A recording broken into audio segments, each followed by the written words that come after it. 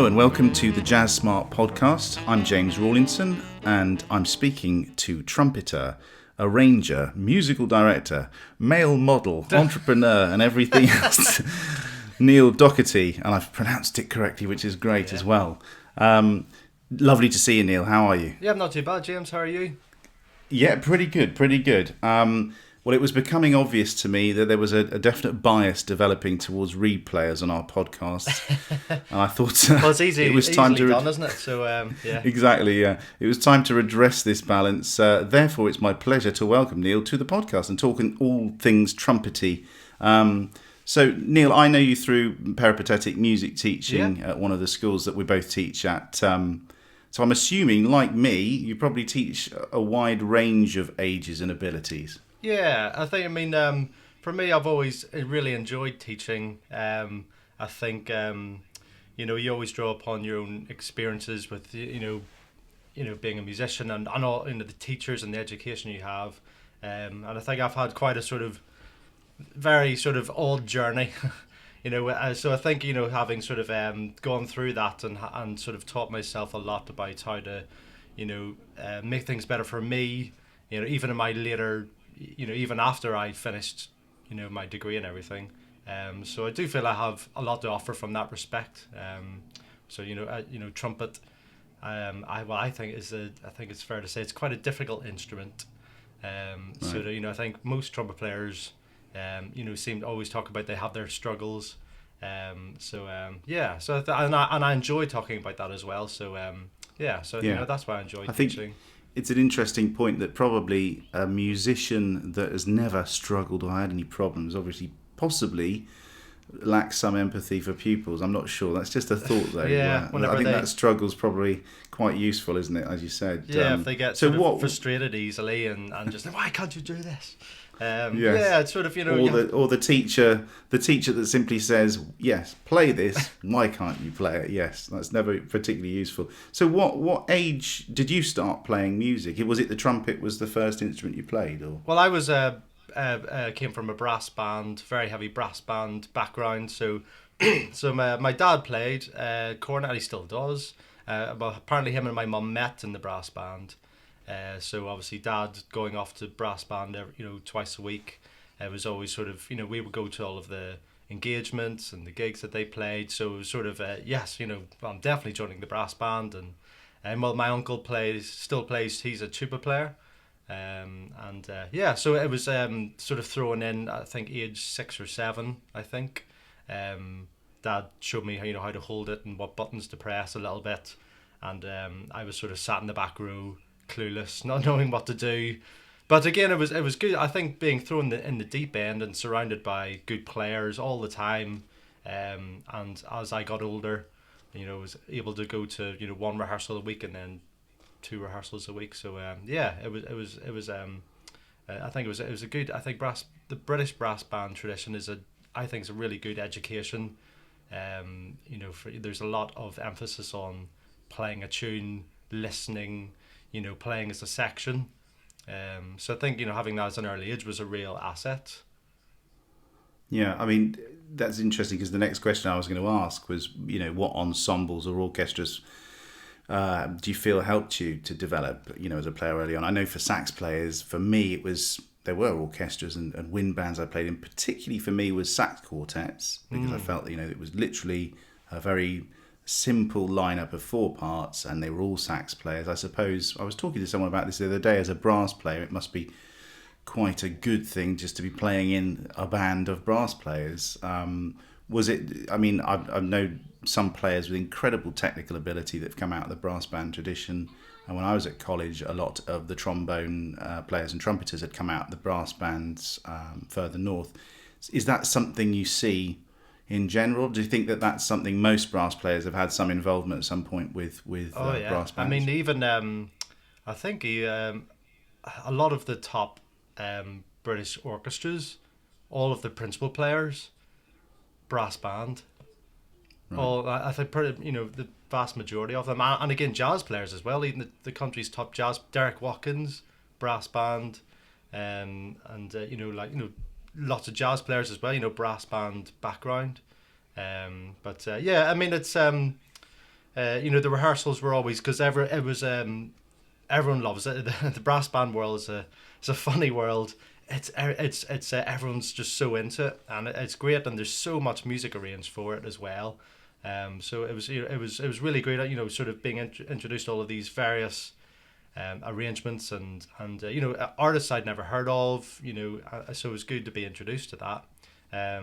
But I know that because so you start off on cornet. I don't know if some people don't know. So you play cornet in the brass band, and then each cornet, so you've got the solo cornet. You got your principal cornet player who plays with the solos, and you got maybe 3 or 4 solo cornets in the front, and then you've got a rep piano cornet, which has a sort of a little bit of the sort of second and third parts as well as the solo cornet parts, and you got second and thirds, and then you've got E flat soprano cornet as well, which I did play for a few years, which is sort of a sort of terrifying instrument. But it sits on the top of the band, and we play a lot of the high melodic stuff as well as some of the high parts as well. Looking at your website, a lot of it is jazz based. There's the band that you're currently MD and running your band, which we'll come on to in a bit. Were there youth jazz experiences you had, or was that something you came to later? Well, there was in Belfast. I think there's some great opportunities there. There's a music hub called the Belfast School of Music, and it was great. It was so we had during the week we had individual lessons, but we also had we had oral and theory lessons separately. There was classes of oral and theory, and then at the weekends you were part of a band. So they had the brass bands, concert bands, and then I think when I was quite young and I got into the orchestra, which was the sort of the top band. I was about 13 or something, and then they gave me a trumpet because you needed the trumpet to play in the orchestra, and I thought, oh, this is I've never played one before. It was a lot longer than my cornet, and then I started playing it a lot more, and then in my school, there was the music director of the Ulster Youth Jazz Orchestra. He taught trumpet in my school. And they sort of heard me play. I didn't have lessons from him, but he heard me playing and he said, "Do you want to come along on Saturday afternoons?"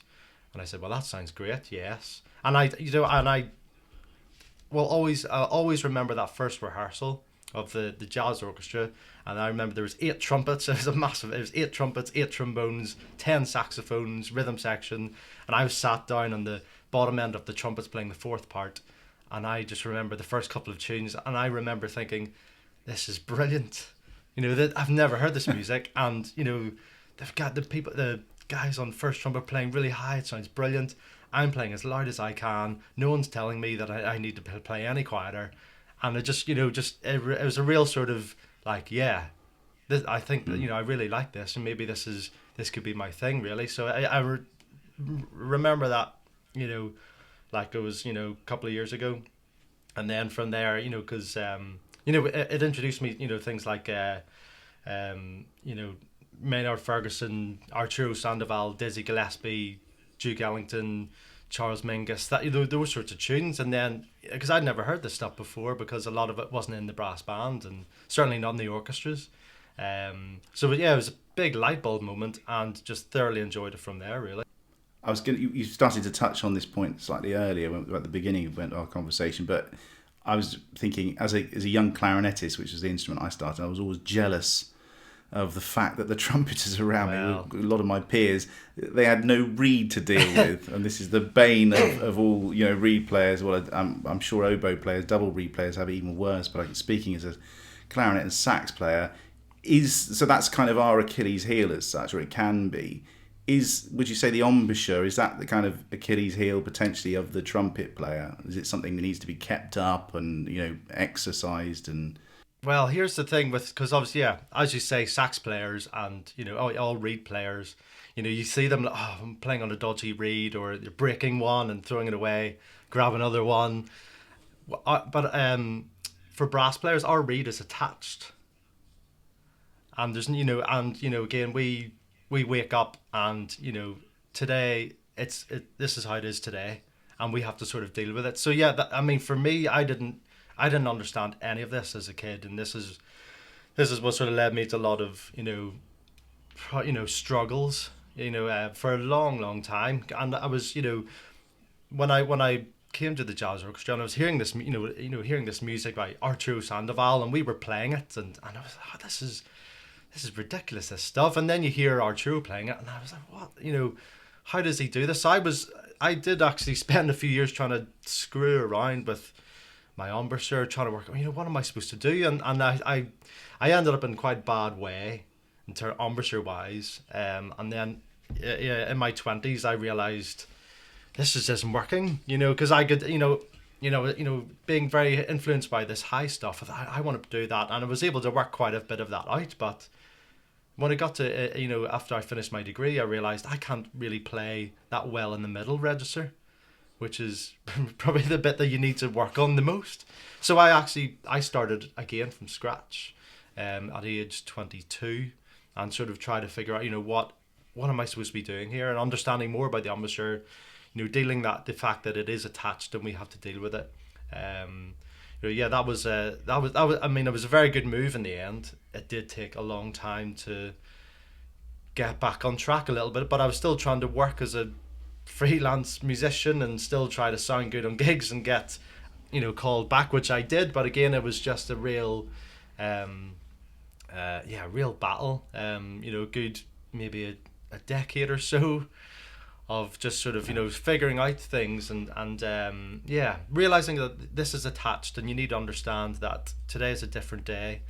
I think I've heard some great analogies over the years, like I think there's a great trumpet player who lives in Los Angeles, Malcolm McNabb. He's a classical player, but he talks about his embouchure being like a sauce in a fine restaurant. A restaurant, fine restaurant, they make their sauces from scratch every day. They don't take something out of the freezer from the day before, and it's every day. Yeah. And that to me sort of, so that's what I do every day now. I wish I had known this a long time ago, but every day just, let's see where it's at, because whatever happened the day before, or, if it's, a cold morning or something like that and everything's, doesn't feel as good. So, I mean, with the saxophone, there are, off the top of my head, I mean, this is boiling it down to very basics, but there's a couple of different main embouchure techniques used when teaching. I mean, the saxophone, which is something that I deal with mostly these days, as well as the clarinet, but that the tuition or the understanding of the embouchure, that's come on a lot in the last 30 years. Without boring you, sax players were mainly taught by clarinetists, because there weren't such things going back 100 years or 80 years. Sax players didn't really exist. They were all clarinetists that owned a saxophone, and so that's come a lot in the last 30 or 40 years. Are there many different embouchure techniques taught? Is there kind of a standard, or is there something like with the saxophone? Is there something that's sort of boiling to the surface that seems to be the main technique that's used? I'm just thinking of for trumpet players listening to this now and thinking, well, maybe I should be addressing this. Is there a standard technique? And the other thing I would ask, is there a good book or a website you'd recommend for dealing with embouchure? Oh, wow. I mean, how long have you got? Really? Okay. I mean, of all the trumpet players we're quite nerdy, the majority of us. Right. You know the sax players, that you've seen sax players, yeah? Well, yeah. I mean, I think it's good to be nerdy as well, because, it gives you an understanding about what you're trying to do. I mean, yeah, there's lots of brass schools, as you like, but it's hard to condense it into down to a nutshell. But I mean, for me, it's making things easy to begin with. I think I was always making things really hard I think even just to play a tuning note. I remember distinctly being in the youth bands and playing a tuning note and just using so much pressure and just to play a tuning C or whatever. Making it easy from just whichever way. I mean, we've all got different teeth and jaw formation and lip size, what have you. Just making an easy sound, to me, it was because there's all of these books out and everything, and doing various exercise from various books. But I mean, just making an easy sound. If you can do that and if you can build on that, for me that's how to condense it in a nutshell. And Oh yeah, of course there's I mean, the internet has so much, doesn't it? And Yeah. there's millions of YouTube demonstrations of this method and this method, but Right. just yeah, as long as you're not hurting yourself and you can make a good sound, and breathing. I mean, Yeah. there's there's quite a lot of the old books do not talk about breathing, but there's a lot of maybe sort of more recently written books would talk about breathing. I think whenever I take a student, no matter what their setup is, unless they're having real struggles. I mean, mine was quite drastic when I changed mine. The mouthpiece was nearly on my chin. It wasn't really on the place where it should be. But you can change so much about a player by focusing on the part before they play a note. In my opinion, Right. just taking that relaxed breath in, and then just letting that air go and making a sound. Right. Without having to go down that embouchure route, really. That for me Sure. is that for any brass player to think about, am I breathing correctly, and always keep it at the forefront of your mind. That's what I do all the time, and I find it really helps my endurance, improves my accuracy. Just how am I breathing, and how is it going into the instrument? Yeah. So I suppose in a nutshell, almost the thing to do is to find a good teacher that you trust, that maybe produces a sound that you're interested in and you like yourself, and go from there, isn't it? Well, it's like having if one were to go to the gym. I mean, I know nothing about that, but imagine if you were working out, you would need someone to spot. Yeah. Someone to spot you to make sure you're doing, you're getting the most out of this. So it's hard to analyze your own breathing. So again, yes, finding a teacher that knows about this and to sort of can make sure that you're taking a relaxed breath in and just making a good sound using your air, rather than trumpet players are always, myself included, we've had issues with pressure. It just clamps down the lips, or as I said earlier, it clamps down on the reed, and then it can no longer vibrate, and then you end up with problems and So this is why the brass instruments are pretty tricky, because it's I think if you passed anyone in the street and just handed them an instrument and say, hey, can you make a sound on this? I think the first thing they do, they tighten up and they try and squeeze out a note, and you wouldn't think, oh yeah, just breathe in and make it easy. You would. Yeah, you find that with the sax players as well. I've often said to my pupils, I think that the in their mind, people are drawn to an instrument because, well, I'd hope because of the sound of it. This is what I try and reinforce with people and say, why did you pick the saxophone? Why did you pick the flute? Or why did you pick the clarinet? And hopefully the answer is, I like the sound of it. And when they watch the players, whether it be sax players or trumpet players, they tend to be emoting at a point of in the performance where they're screwing their eyes up and there's emotion on their face, and the foot on the PA speaker, at the front on the monitor, and going for it. And obviously that can give a false understanding of what's happening, where that we don't necessarily, as a sax player I'm speaking, you don't necessarily want that pressure, as you say. So I believe you studied at Newcastle University. A question I've been asking a lot of the guests on the podcast is about conservatoire education versus university education. Do you feel that university set you up well to deal with the challenges of being a freelance musician and a teacher? Or, I suppose, why didn't you decide to go down the conservatoire route? I think, well, because interestingly, I got into both Leeds College of Music to do the jazz course, and then I also got into Newcastle University to do the sort of straight music course. So I do often wonder, I would have, I think the Leeds course sounded really good, but I think it was going for Newcastle was maybe more of a sort of covered the majority of things, because there was opportunities to sort of learn jazz there as well. But when I got there, because I was a player who was brought up in a brass band, did classical music, but I did a lot of commercial stuff. So when I got there, I was a trumpet player who did both classical and commercial stuff, and most of the other players were classical players.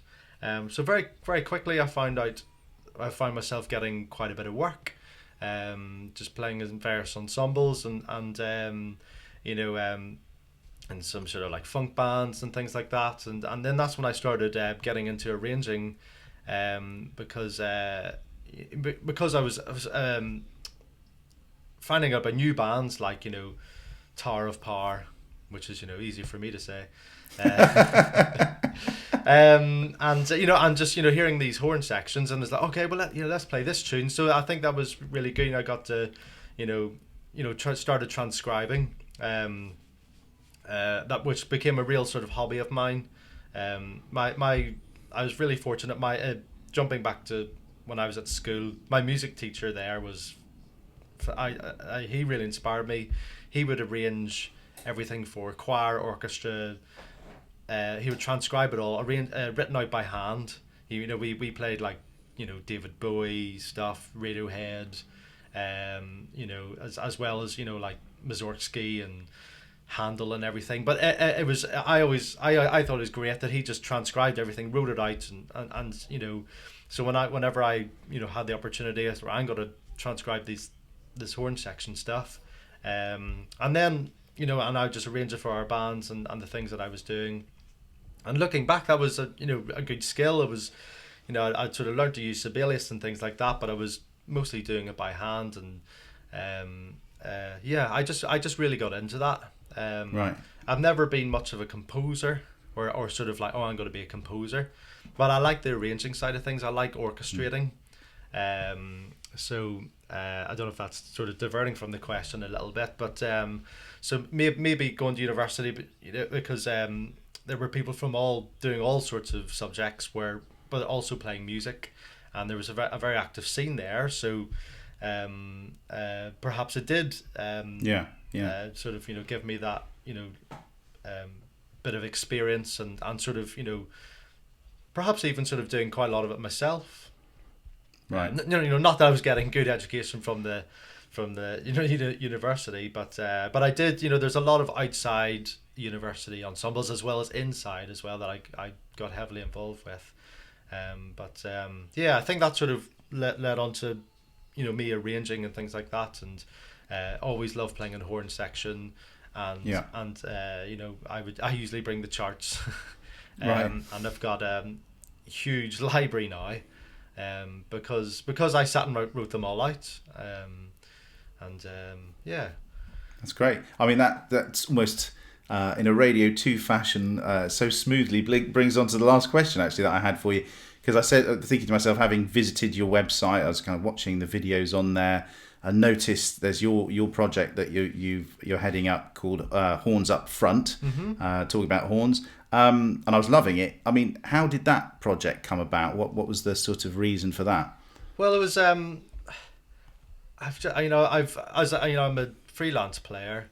I've always been happily been the sideman, happily playing the section in the background, whatever.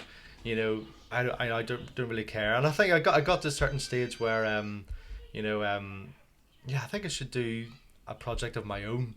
And I think in my head I thought of because I love as I said, Tower of Power, and the Jerry Hay horns, and the